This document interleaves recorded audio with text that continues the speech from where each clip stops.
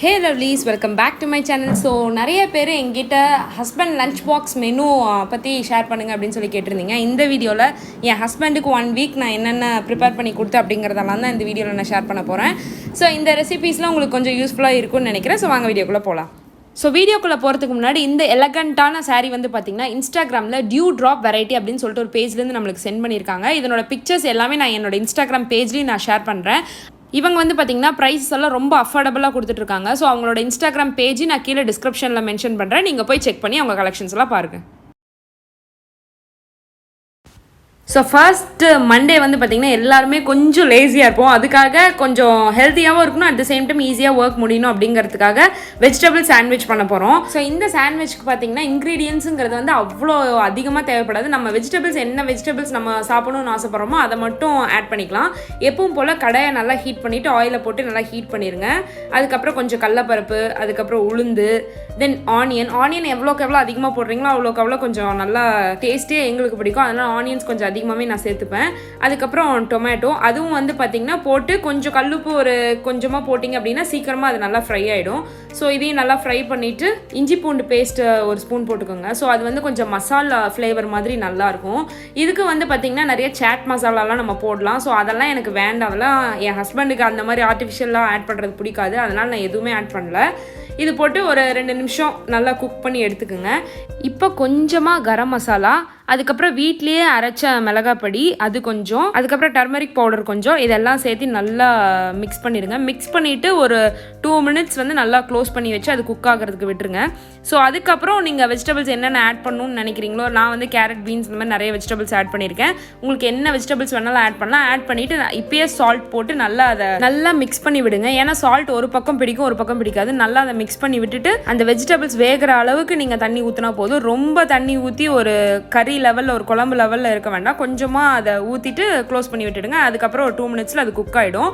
அதுக்கப்புறம் நம்ம சாண்ட்விச்சுக்கு பிரெட் எடுக்கணும். பிரெட் வந்து நீங்கள் வீட் பிரெட் எடுக்கலாம், இல்லைனா இந்த மாதிரி நார்மல் பிரெட் எடுக்கலாம். எடுத்துகிட்டு 2 பக்கமும் நல்லா கீ அப்ளை பண்ணிவிடுங்க. அப்ளை பண்ணிவிட்டு அந்த ப்ரெட்டோட சென்டரில் அந்த ஸ்டஃபிங்கை நல்லா வச்சு ஃபில் பண்ணிவிடுங்க. ஃபில் பண்ணிவிட்டு எப்பவும் போல் இன்னொரு ப்ரெட்டை வச்சு க்ளோஸ் பண்ணிவிட்டு நம்மளோட டோஸ்டர் எடுத்துடலாம். இங்கே வந்து பார்த்திங்கன்னா அந்த க்ரீன் லைட் எரிஞ்சிருச்சுன்னா நம்மளுக்கு சாண்ட்விச் டோஸ்டர் ரெடி ஆயிடுச்சு அப்படின்னு அர்த்தம். அதுக்கப்புறம் அந்த பிளேட்லேயே நீங்கள் வந்து கீ அப்ளை பண்ணிவிட்டு உள்ளே வச்சு நீங்கள் க்ளோஸ் பண்ணிவிடுங்க. அதுக்கப்புறம் ஒரு 1 மினிட்லேயே உங்களுக்கு டோஸ்ட் வந்து ரெடி ஆகிடும். அந்த க்ரீன் லைட் திரும்ப எரியும். அப்போ எடுத்து நீங்கள் சர்வ் பண்ண வேண்டியதான். அவ்வளோதான். ரொம்ப சிம்பிளான ஒரு பிரேக்ஃபாஸ்ட்டு. ரொம்ப ஹெல்த்தியாகவும் இருக்கும், ரொம்ப டேஸ்டியாகவும் இருக்கும். அவங்களும் நல்லா என்ஜாய் பண்ணி சாப்பிடுவாங்க.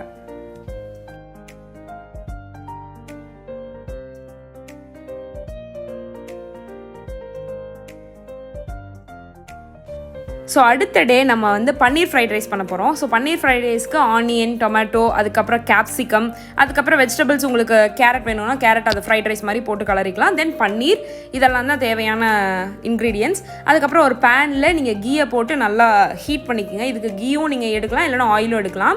அதுக்கப்புறம் கட் பண்ணி வச்சுருக்கிற பன்னீரை அந்த கீயில் நல்லா போட்டு ஃப்ரை பண்ணிவிடுங்க. இப்போ நம்ம ஃப்ரை பண்ணும் போதே நம்ம சில்லி பவுடர் போட்டோம் அப்படின்னா அது பன்னீருக்கு நல்ல ஒரு கலர் கிடைக்கும். ஸோ கொஞ்சமாக சால்ட் போட்டு நல்லா அதை ஸ்டிர் பண்ணி விட்டுருங்க. இது வந்து பன்னீர் உடையாமல் நல்லா கொஞ்சம் பார்த்து நல்லா அதை ஃப்ரை பண்ணுங்கள். உங்களுக்கு இந்த மாதிரி நல்லா ரோஸ்ட் ஆகி வந்துடும். அதுக்கப்புறம் அதை எடுத்து சைடில் வச்சுட்டு எப்பவும் போல் ஒரு கடாயில் நம்ம ஆயில் போட்டு நல்லா ஹீட் பண்ணிக்கலாம். ஃபஸ்ட்டு இங்கே வந்து நான் கார்லிக் போடுறேன், அப்போ தான் அந்த ஸ்மெல்லு நல்லா வரும். அதை போட்டு நல்லா ஃப்ரை பண்ணி எடுத்துங்க. அதுக்கப்புறம் ஆனியன் போட்டு நல்லா எப்பவும் போல் அது கோல்டன் ப்ரௌன் ஆகிற வரைக்கும் நல்லா ஃப்ரை பண்ணுங்கள். அதுக்கப்புறம் கேப்சிகம் நான் கொஞ்சம் ஆட் பண்ணுறேன். கேப்சிகமில் கொஞ்சம் ஆப்ஷனல் தான், உங்களுக்கு அந்த ஃப்ரைட் ரைஸ் ஃபீல் வரணும் அப்படிங்கிறதுக்காக கேப்சிகம்லாம் ஆட் பண்ணுறோம். தென் டொமேட்டோ, அதுவும் போட்டு நல்லா ஃப்ரை பண்ணிடுங்க. உங்களுக்கு நல்லா எல்லாம் வெந்ததுக்கப்புறம் ஜிஞ்சர் கார்லிக் பேஸ்ட் அது ஒரு ஸ்பூன் போட்டு நல்லா ஃப்ரை பண்ணி எடுத்துங்க. அந்த ஜிஞ்சர் கார்லிக் பேஸ்ட்டோட ரா ஸ்மெல் போகிற வரைக்கும் நல்லா ஃப்ரை பண்ணுங்கள். தென் கேரட்டை வந்து இந்த மாதிரி கிரேட் பண்ணி எடுத்துக்கிறேன், அப்போ தான் கொஞ்சம் சீக்கிரமாக வேகும். அதுக்கப்புறம் பீன்ஸு, சால்ட்டு, கரம் மசாலா ஒரு டீஸ்பூன், அதுக்கப்புறம் வீட்டில் அரைச்ச மிளகாப்பொடி அது ஒரு ஸ்பூனு, எல்லாம் போட்டு நல்லா மிக்ஸ் பண்ணி வச்சுக்கோங்க. மிக்ஸ் பண்ணிவிட்டு ஒரு 2 மினிட்ஸ் நல்லா க்ளோஸ் பண்ணி வச்சுடுங்க. இது வந்து பார்த்திங்கன்னா ஒரு 2 to 5 மினிட்ஸில் உங்களுக்கு நல்லாவே குக் ஆகிடும். தென் அதில் நம்ம ஏற்கனவே குக் பண்ணி வச்சுருக்க பன்னீரை இதில் ஆட் பண்ணி நல்லா மிக்ஸ் பண்ணி விட்டுருங்க. மிக்ஸ் பண்ணிவிட்டு எப்பவும் போல் க்ளோஸ் பண்ணிவிட்டு ஒரு 2 மினிட்ஸ் அந்த பன்னீரோட எசன்ஸ் அதில் இறங்குற வரைக்கும் க்ளோஸ் பண்ணி வச்சிட்டிங்க அப்படின்னா உங்களுக்கு ரெடி ஆகிடும். அதில் நீங்கள் ஒயிட் ரைஸ் தனியாக அதை குக் பண்ணி எடுத்துகிட்டு மிக்ஸ் பண்ணி போட்டிங்க அப்படின்னா பன்னீர் ஃப்ரைட் ரைஸ் ரெடி. இதுவும் வந்து பார்த்திங்கன்னா ரொம்ப ரொம்ப ஈஸியான ஒரு ரெசிபி, டக்குன்னு வேலையை முடிச்சிடலாம். ஸோ நெக்ஸ்ட் டே கொஞ்சம் வெரைட்டியாக நம்ம பண்ணலாம் அப்படின்னு சொல்லிட்டு ஒரு எக் கறி பண்ணியிருந்தேன். அதுக்கு வந்து பார்த்திங்கன்னா சின்ன வெங்காயம், பூண்டு, அதுக்கப்புறம் பெரிய வெங்காயம், தக்காளி, இங்கே வந்து 2 தக்காளி நான் அரைச்சி எடுத்து வச்சுருக்கேன். ஸோ அதுக்கப்புறம் எப்பவும் போல் நம்ம கடாய் ஹீட் பண்ணிவிட்டு ஃபஸ்ட்டு சீரகம் போட்டு அதுக்கப்புறம் அதுலேயே கொஞ்சம் சோம்பு அதையும் போட்டு நல்லா வாசனைக்காக ஃப்ரை பண்ணதுக்கப்புறமா பெப்பர், அதாவது மிளகு கொஞ்சம் போட்டு அதையும் ஃப்ரை பண்ணிவிடுங்க. அதுக்கப்புறமா சின்ன வெங்காயமும் பூண்டியும் நான் இடித்து மட்டும் வச்சுருக்கேன், அதையும் போட்டு நல்லா அதில் ஃப்ரை பண்ணிக்கிறேன். ஸோ இப்படி பண்ணும்போது நல்ல டேஸ்ட் வரும், அதே மாதிரி அந்த ஸ்மெல்லும் கொஞ்சம் நல்லா இருக்கும். அந்த ரா ஸ்மெல் போகிற வரைக்கும் ஃப்ரை பண்ணிவிட்டு அதுலேயே கொஞ்சம் கருவேப்பிலை அதையும் போட்டு நல்லா ஃப்ரை பண்ணிவிடுங்க. தென் இங்கே வந்து நான் பச்சை மிளகாய் எடுத்துருக்கேன். ஸோ முட்டை குழம்புக்கு வந்து இந்த மாதிரி க்ரீன் சில்லி போட்டால் தான் நல்லாயிருக்கும், அதனால் அதுவும் போட்டு நல்லா ஃப்ரை பண்ணதுக்கப்புறமா பெரிய வெங்காயம் அதையும் போட்டு நல்லா ஃப்ரை பண்ணிடுறேன். ஒரு கோல்டன் ப்ரௌன் ஆகிற வரைக்கும் ஃப்ரை பண்ணிவிட்டு மிளகாத்தூள் அது கொஞ்சம் 1 டீஸ்பூன் இப்போயே நம்ம ஆட் பண்ணும்போது அது குழம்புக்கு ஒரு நல்ல கலர் கொடுக்கும். தென் ஜிஞ்சர் கார்லிக் பேஸ்ட் அது 1 ஸ்பூன் அதையும் போட்டு நல்லா ஃப்ரை பண்ணிடுங்க. அது ரா ஸ்மெல் போகிற வரைக்கும் நல்லா ஃப்ரை பண்ணணும். தென் நம்ம கிரைண்ட் பண்ணி வச்சுருக்க அந்த டொமேட்டோ பேஸ்ட்டு அதையும் போட்டு நல்லா இதில் ஃப்ரை பண்ணிவிடுங்க. ஸோ நல்லா மிக்ஸ் பண்ணிவிட்டு நல்லா ஒரு 2 மினிட்ஸ்க்கு நல்லா குக் பண்ணுங்கள். தென் அதில் மஞ்சத்தூள் 1 டீஸ்பூன், மிளகாத்தூள் 1 டீஸ்பூன், அதுக்கப்புறம் கரம் மசாலா அது 1 ஸ்பூன் எல்லாத்தையும் போட்டு மறுபடியும் நல்லா மிக்ஸ் பண்ணிக்கலாம். ஸோ மிக்ஸ் பண்ணதுக்கப்புறம் நம்மளுக்கு எந்த அளவுக்கு குழம்பு கன்சிஸ்டன்சி வேணுமோ அந்த அளவுக்கு நீங்கள் நல்லா வாட்டரை ஊற்றி எப்பவும் போல் ஒரு 2 மினிட்ஸ் நல்லா குக் பண்ணுங்கள். குக் பண்ணி வச்சுட்டு நல்லா அதை க்ளோஸ் பண்ணி வச்சு ஒரு 2 மினிட்ஸ் கழித்து நான் வந்து தேங்காய் பேஸ்ட் வந்து நான் ஆட் பண்ணுவேன். எப்போவுமே மோஸ்ட் ஆஃப் த குழம்புல வந்து பார்த்திங்கன்னா நான் தேங்காய் பேஸ்ட் ஆட் பண்ணுவேன். அது வந்து ஒரு டேஸ்ட்டு எனக்கு கொஞ்சம் ரொம்ப டிஃப்ரெண்ட்டாக இருக்கும், எனக்கு ரொம்ப பிடிக்கும். இது ஆப்ஷனல் தான், வேணும்னா நீங்கள் ஆட் பண்ணிக்கலாம். அவ்வளோதாங்க. நல்லா ஒரு 5 மினிட்ஸ் கழித்து நல்லா அது பாயில் ஆனதுக்கப்புறம் இந்த மாதிரி ஒரு கப்பில் நான் எக்கை உடச்சி வச்சுட்டு இந்த மாதிரி ஊற்றுறேன். இப்படி பண்ணும்போது நம்மளுக்கு முட்டை வந்து நல்லா பிரியாமல் குழம்பு ஃபுல்லாக ஆகாமல் ஒரு அழகாக வரும், அதுக்காக நான் இப்படி பண்ணுறேன்.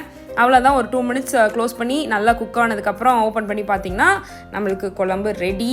ஒரு டேஸ்டியான ஒரு செட்டிநாட் ஸ்டைலில் சூப்பராக நம்மளுக்கு எக் குழம்பு ரெடி ஆயாச்சு. ஸோ நெக்ஸ்ட் டே நம்ம தட்டைப்பயிர் சுரக்காய், அது நிறைய பேர்த்துக்கு தெரியும், ஃப்ளாட் க்ராப் அப்படின்னு சொல்லுவோம் அந்த குழம்பு. இதுக்கு வந்து ஃபஸ்ட்டு நான் புளி ஊற்றி நல்லா ஊற வச்சு எடுத்துடுறேன். அது ஊறுறதுக்குள்ளே மீதியெல்லாம் நம்ம ரெடி பண்ணிடலாம். ஸோ இதுக்கு குக்கர்லேயே நம்ம ஈஸியாக வச்சிடலாம், 2 மினிட்ஸில் ரெடி ஆகிடும். இதுக்கு 1 டம்ளர் தட்டைப்பயிர் எடுத்து நல்லா கழுவிட்டு அதில் 2 தக்காளி நான் வந்து போடுறேன். போட்டுட்டு சின்ன வெங்காயம் நிறைய ஆட் பண்ணுவேன், ஸோ அந்த டேஸ்ட் நல்லா கொடுக்கும். தென் பூண்டு, கொஞ்சமாக கல்லுப்பு, அதுக்கப்புறம் கொஞ்சம் நல்லா வாட்டர் ஆட் பண்ணிக்கிறேன். அதுக்கப்புறம் கொஞ்சமாக சீரகம், அதுக்கப்புறம் மஞ்சத்தூள் ஒரு 1/2 டீஸ்பூன், ஆயில் ஒரு 1/2 டீஸ்பூன் சீக்கிரமாக அந்த பருப்பு வேகிறதுக்காக. அதுக்கப்புறம் சுரக்காய் தோல் எடுத்து நான் வச்சுருக்கேன், அதையும் ஆட் பண்ணி குக்கரில் ஒரு 2 விசில் போட்டால் போதும், டக்குன்னு உங்களுக்கு வெந்துடும்.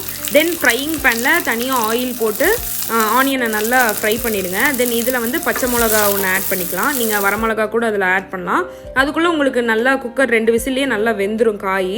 இதில் அந்த தக்காளியை மட்டும் நம்ம லைட்டாக கடைஞ்சி விட்டுக்கலாம், ஏன்னா அது முழுசாக இருக்க மாதிரி இருக்கும். நீங்கள் தக்காளியை மட்டும் லைட்டாக கடைஞ்சிட்டு அந்த ஃப்ரை பண்ண ஆனியனை இதில் நல்லா போட்டு ஆட் பண்ணிடுங்க. தென் ஊற வச்ச அந்த புளி வாட்டரை கொஞ்சமாக நீங்கள் இதில் ஆட் பண்ணிக்கோங்க, ஏன்னா இது கொஞ்சம் புளிக்குழம்பு மாதிரி தான் வரும். ஸோ அதில் 1 டீஸ்பூன் மிளகாத்தூள், மல்லித்தூள் ஆட் பண்ணி நல்லா இதை மிக்ஸ் பண்ணிக்கோங்க. ஸோ இந்த மிளகாத்தூள்லாம் வந்து பார்த்திங்கன்னா வீட்டில் அரைச்சது தான்.